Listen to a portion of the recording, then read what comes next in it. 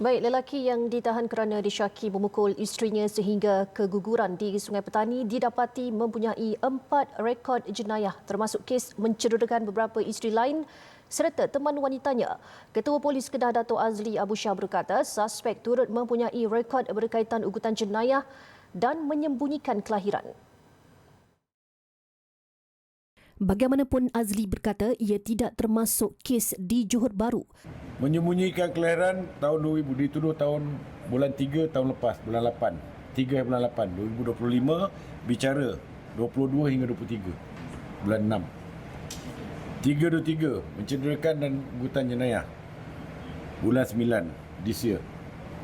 325, cedera parah dengan tangan tu, isteri dia 14 hingga 15, bulan 6. Okey. Lakin tu yang saya kata tadi lah. Kejadian 2021 kan, dah convict 10 tahun. So yang ni will come. Mostly saya berkaitan penuh, kita boleh tuduh dia buat section 326. Kerana menggunakan senjata. Hanger, besi.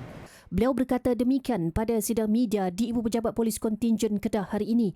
Menurut beliau, satu lagi kes pada 2018 melibatkan perbuatan menyembunyikan kelahiran selepas suspek menjalinkan hubungan dengan teman wanita sehingga mengandung dan menggugurkan kandungan. Dan kes itu masih dalam perbicaraan. Namun pada kali ini, suspek turut membelasah isteri sehingga kandungan berusia 12 minggu keguguran.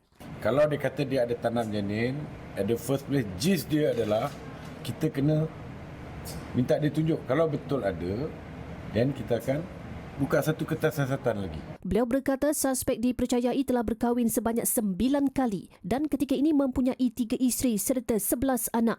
Suspek dipercayai menyasarkan wanita yang mempunyai pekerjaan tetap, kebanyakannya dalam kalangan penjawat awam.